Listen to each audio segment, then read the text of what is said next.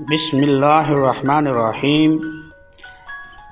میری نماز جنازہ وہ پڑھائے جس میں 4 خوبیاں ہوں۔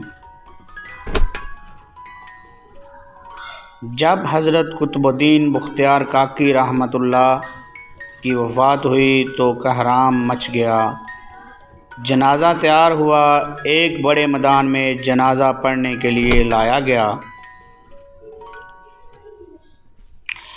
مخلوق بڑی تعداد میں جنازہ پڑھنے کے لیے نکل پڑی تھی۔ انسانوں کا ایک سمندر تھا جو حد نگاہ تک نظر آتا تھا۔ یوں معلوم ہوتا تھا کہ ایک بکھرے ہوئے دریا کی مانند یہ مجمع ہے۔ جب جنازہ پڑھانے کا وقت آیا، ایک آدمی آگے بڑھا، کہتا ہے کہ میں وصی ہوں، مجھے حضرت نے وصیت کی تھی کہ میں اس مجمع تک وہ وصیت پہنچانا چاہتا ہوں۔ مجمع خاموش ہو گیا۔ وصیت کیا تھی؟ خواجہ قطب الدین بختیار کاکی رحمۃ اللہ نے یہ وصیت کی کہ میرا جنازہ وہ شخص پڑھائے جس کے اندر 4 خوبیاں ہوں۔ 1، پہلی خوبی یہ ہے کہ زندگی میں اس کی تکبیر اولیٰ کبھی قضا نہ ہوئی ہو۔ 2، دوسری شرط اس کی تہجد کی نماز کبھی قضا نہ ہوئی ہو۔ 3، تیسری بات یہ ہے کہ اس نے غیر محرم پر کبھی بھی بری نظر نہ ڈالی ہو۔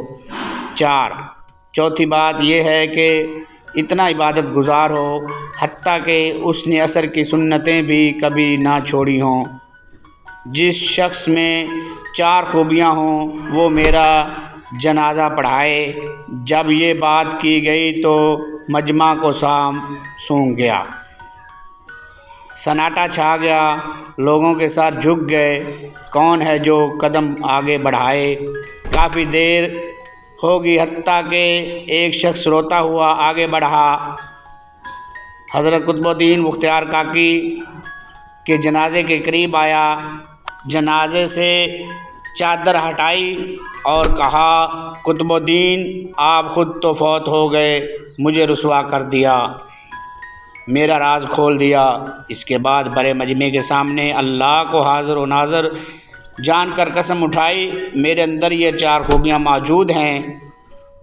لوگوں نے دیکھا یہ وقت کا بادشاہ شمس الدین تھا۔